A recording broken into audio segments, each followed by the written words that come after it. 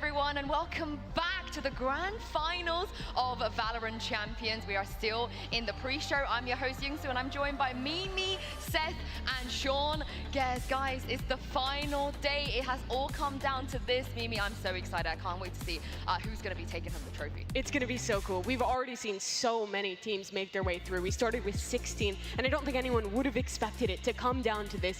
EG versus PaperX. No matter what happens today, we're going to have a team lifting their very first global trophy in the biggest event of the year. Yeah, I mean, even from the moment that we got into the top 8, then down to the top 4, it was just like every single moment we got through the tournament, it was like the storylines just get better and better and better. And as we got into that top 4, we're like, oh God, the stage is set. No matter what the result is, it's going to be absolutely incredible. But this is, I think, probably one of the best things that we could have asked for. A rematch of that upper final, a best of 5 once again between PaperX and EG to see who is going to be the better team in the long run. Yeah, I couldn't agree more. I think we have the golden matchup of this tournament, right? The innovation coming out of PaperX, and then you have EG on this Cinderella run still from the middle of the VCT Americas season.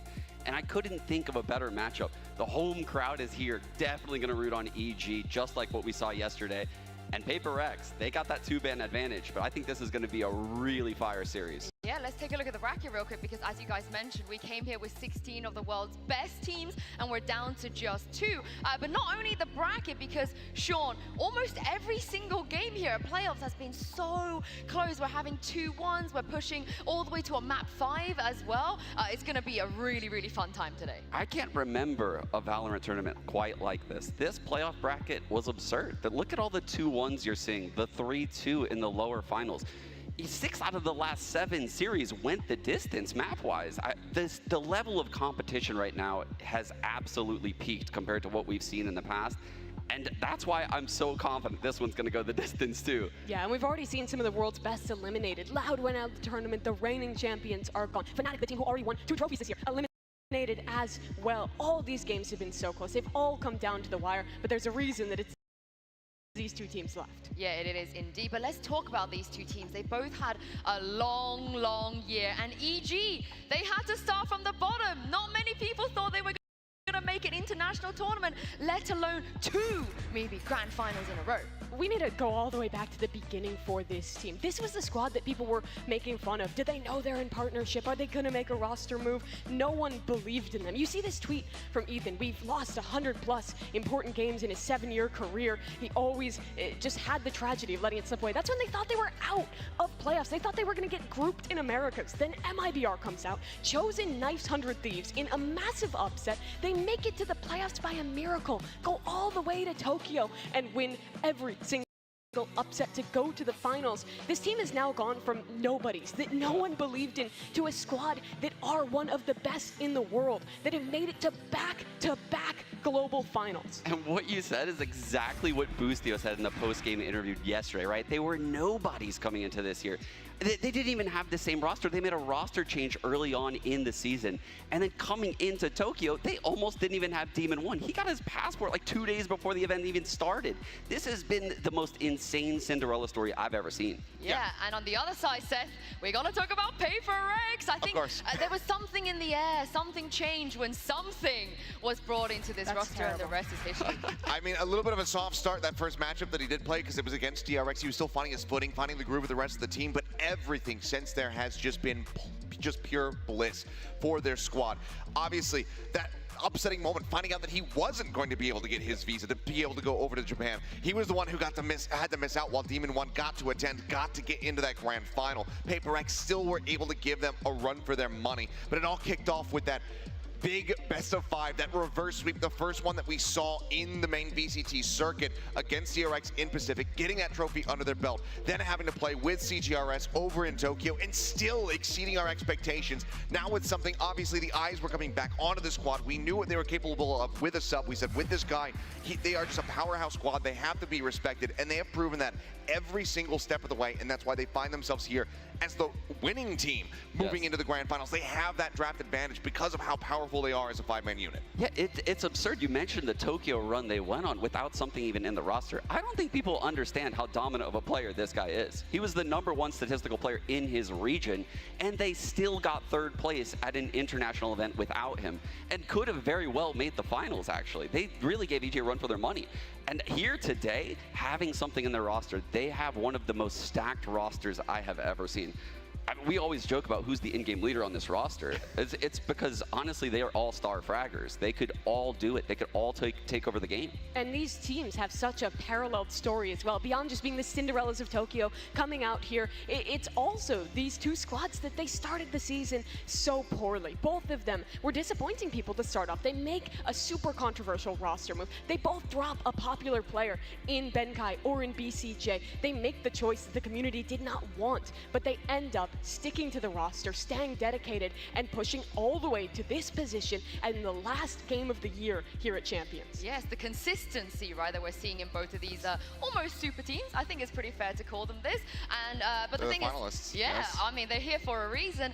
But this is going to be a rematch. They've gone up against each other many times at this point in a best-of-3. We saw it in a best-of-5 as well. Where is this going to go for you guys? Which team, like you said, with a parallel story from the beginning of the year where they didn't look good, which team is going to finish this year with a trophy, with the biggest trophy? That's a very hard question, Insu. I'm not gonna, even with the double map ban advantage, I think EG has a real puncher's chance. This isn't like the Tokyo finals, right, where Fnatic was so strong across all the maps and heavy favorites. I think here today versus PRX, a lot of their strengths are on the same maps as EG. The one exception being Fracture, which they'll likely be able to get rid of.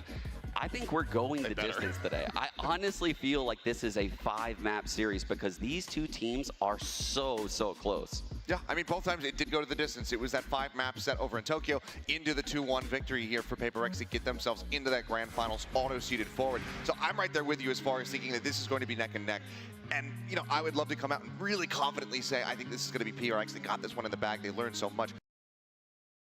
But when you have players like the ones here on EG, as we can see them on our screens, that can pull off the most ridiculous clutches just out of their rears from nowhere, time and time again, you never know if they're going to be able to get the edge there. Because EG, Calm especially, I mean, right now, I think he's got like a 33% clutch rate within the top 8. It's insane. Crazy. They have 26 clutches. Yeah, there's so many incredible clutch players in the server from both of these teams, honestly.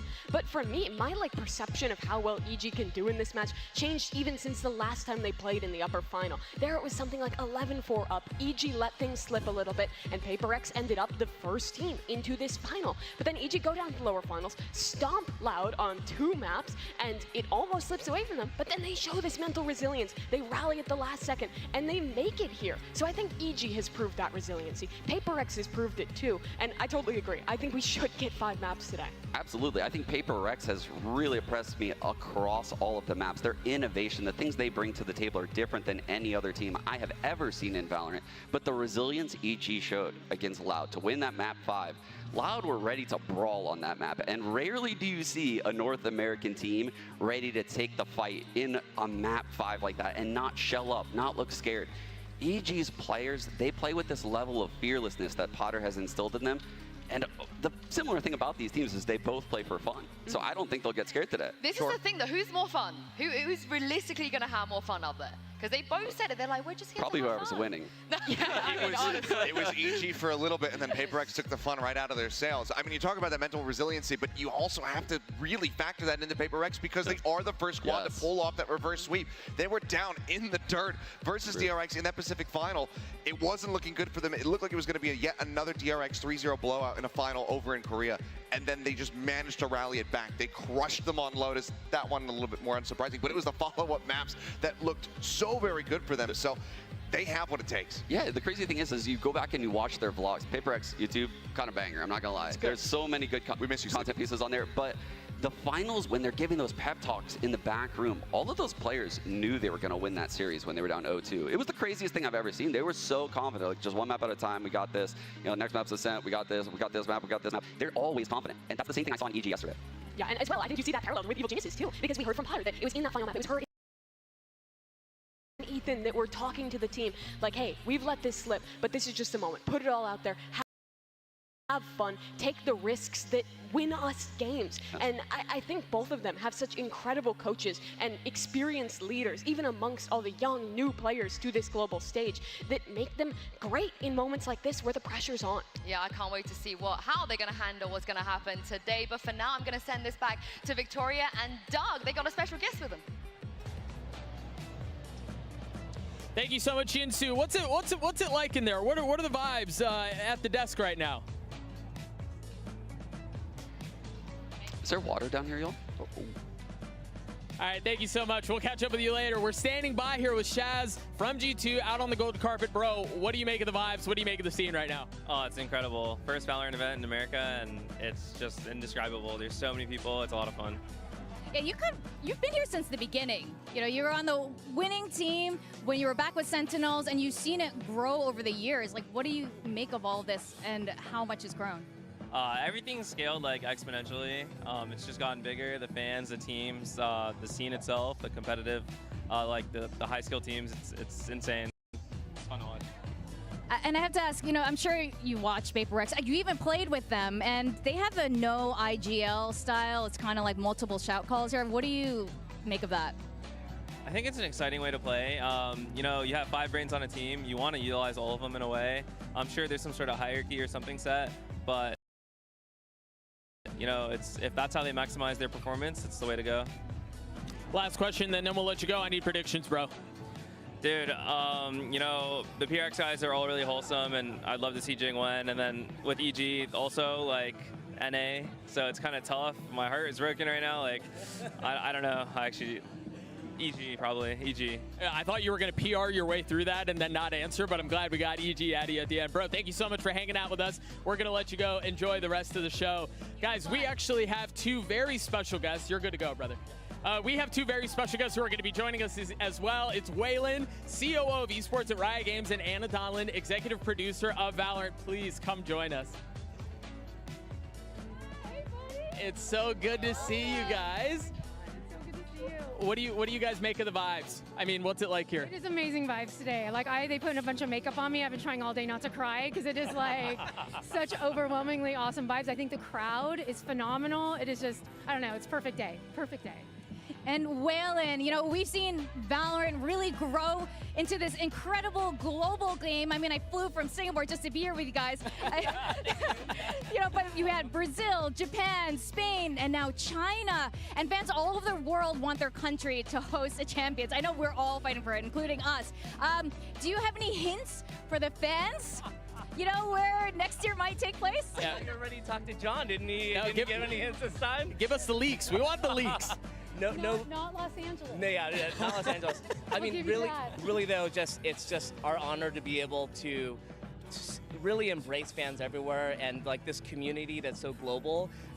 You know, that's actually one of the most fun things I talk about with Anna is like, hey, where can we go with Leo and the team? Like, where can we have events like this and really celebrate the local culture of gamers and the shared love for Valorant? So no spoilers here, but do know that this is the kind of stuff that we're thrilled by, and we couldn't hope but bring something like this all around the world.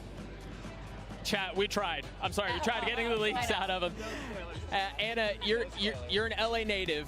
You know, there's so much that has got to be really special for you being here, watching this come to birth at the historic Kia Forum of all places. I don't want to make you tear up, but I do want to get your thoughts. What's this like for you specifically? I mean, on a personal level, like I mean, I tweeted about it yesterday too. It's like a dream for me, right? And for our team, like Riot's headquarters is in LA. I'm from LA. I went to my first concert. I've said it so many times. I went to my first concert at this venue, and like, I don't know, like Waylon and I met 3.5 years ago, more than that, 5.5 years ago, to talk about what we could do with this thing if players wanted it. And it was always about if they want it. And to be at home, to be surrounded by people who love something that we just work really hard to get right every day, I mean, it is, I don't know how, dream come true, I keep saying it, but it really is. I think this is like career high, this moment, and honestly. If I can, like, if you recall, the game launched during COVID. Yeah. And like, it's really special for me to see all the devs that worked so hard to make this such a special game. This is almost like their launch party, right? Of like celebrating, you know, post fact, of all their hard work, and just so thankful to all the devs out there watching on stream. Thank you very much for building a game that we could build this wonderful sport around. You know, the entire Val development team is here today in the arena, ready to watch the show. So it's their first time getting to go to a live event like this at this scale, and we couldn't be happier to have them here. And honestly, thank you to all of them, but honestly, really just thank you to all of our players for showing up, for making this as special. Like, this could not be as special as it is today if it weren't for all of you. So thank you so much, everybody. Thank you. I mean, we couldn't imagine the time, the effort, the heart, and the passion that goes into creating what you guys have created. So thank you from the community, from everyone who's watching at home. Thank you guys for what you've created. Without this, we wouldn't be here. So we're going to throw it to a quick break. We'll see you guys on the other side. Thank you. Thank you.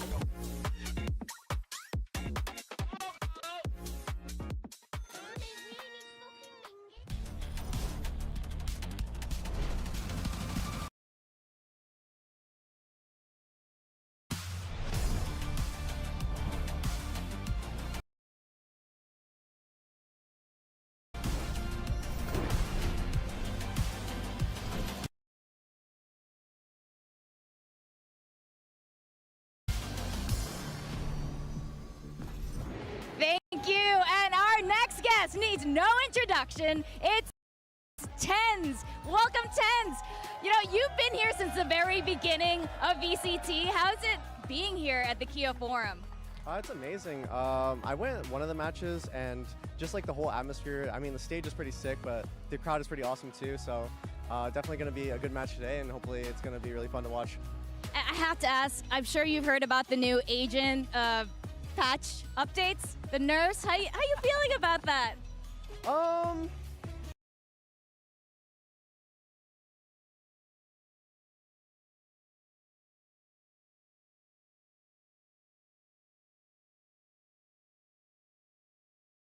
It's kind of like both ways. Like I definitely see some good in it because it's going to shake up the meta for sure, and what we're kind of like used to currently definitely will be changed up for the next year. So I'm hoping to see more Yoru, but yeah.